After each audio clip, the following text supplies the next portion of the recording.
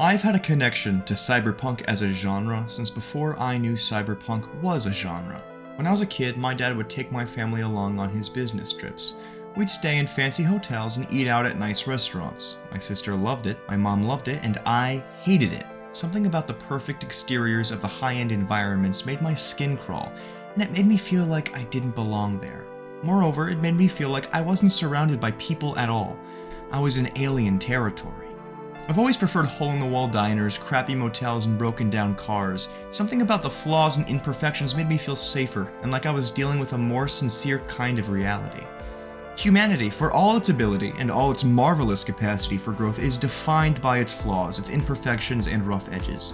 If you've explored cyberpunk media, you've likely heard the phrase that is the heart of the genre, high-tech, low-life. The juxtaposition between these two worlds is what makes cyberpunk cyberpunk, or at least the part I care about.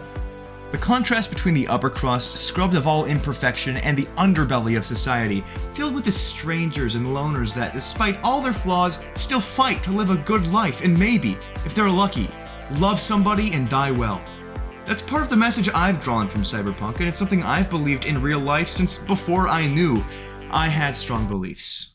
That was pretty intimate. I should keep a journal. Anyway, this video is actually just about video games.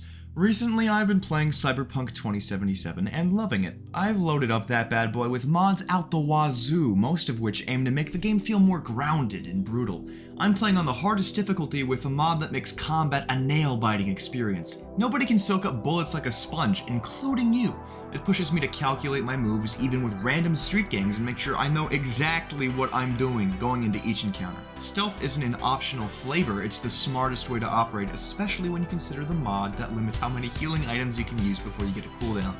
I also have a mod that limits how many cybernetics you install before you go psycho. I seriously have heaped my plate with brutal realism, which is why it's so strange that I also love Blood Dragon. Far Cry 3 Blood Dragon was initially a DLC, but it was later sold separately. Where Cyberpunk is an immersive simulation of a city and a society, Blood Dragon is the campiest action movie ever made into a game. Like G.I. Joe, but neon and self-aware. By all rights, I should hate one of these games, but I don't. Let's have a little compare and contrast, shall we? Cyberpunk is set in the far distant year of 2077. Where society has evolved to the point of dystopia in which human beings are only valuable as far as they benefit a corporation financially. Technology is blurring the lines between man and machine, and rampant hedonism has become mundane. Blood Dragon is set in the far distant year of 2007, where society has evolved to the point of dystopia, in which human beings are only valuable as far as they benefit a corporation financially, and technology is blurring the lines between man and machine, and rampant hedonism has become mundane. Cyberpunk is set in a giant fuck-off city populated by anyone you can imagine. Blood Dragon is set on some freakish island populated by fantastical creatures and exactly two factions.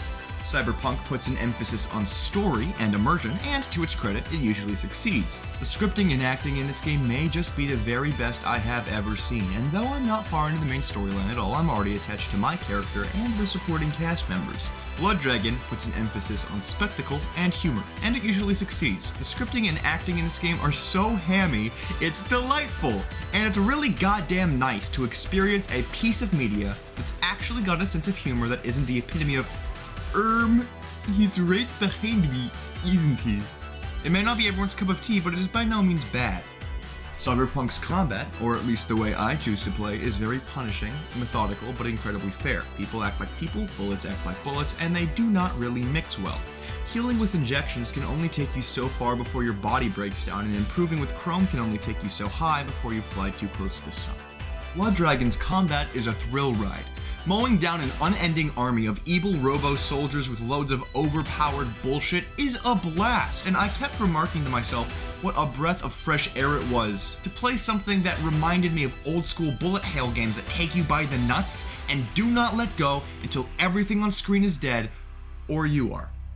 As I stood on all these thoughts, I realized these two games mirror two games I played in the very beginning of my video gaming career. When I was a kid, we had the original Xbox. Two of the very first games I ever played on this Xbox were Splinter Cell, a very grounded, realistic, methodical stealth action game, and Sonic the Hedgehog. I had a collection of all the old ones, basically all the good ones, and I loved to speed through those levels as fast as physically fucking possible. It was a thrill ride from start to finish, and that adrenaline rush could be addicting. Over the years, though, I've noticed games favoring realism more and more and more and more and more. And while I love some of the products that come from that design philosophy, I'd say there's a lot more potential in being unrealistic than replicating the rules of reality. After all, there's only one reality and there are infinite unrealities. That's where human imagination blooms the brightest. I think the desire to break from realistic purism is part of the reason we've seen the return of boomer shooters, pixel graphics, and many other aspects of games that were phased out as developers chased realism over creativity. What's the point of this video? Both games are cool, but also both have really obnoxious bugs. Cyberpunk has a bad habit of locking my camera so I can't look around. Blood Dragon checks the Ubisoft servers every single time I open the pause menu and lasts like 5 minutes before they inevitably say, "They're down!" Still, both games are fun. Game devs, please make something absurd. The world could use more of that shit. Other than that, making these videos is pretty fun. Most of the music is from astrophysics. I've killed over 300 ants during the recording of this video. And also, only half of that was scripted. I pulled most of this out of my ass. Hope you enjoyed. Sayonara.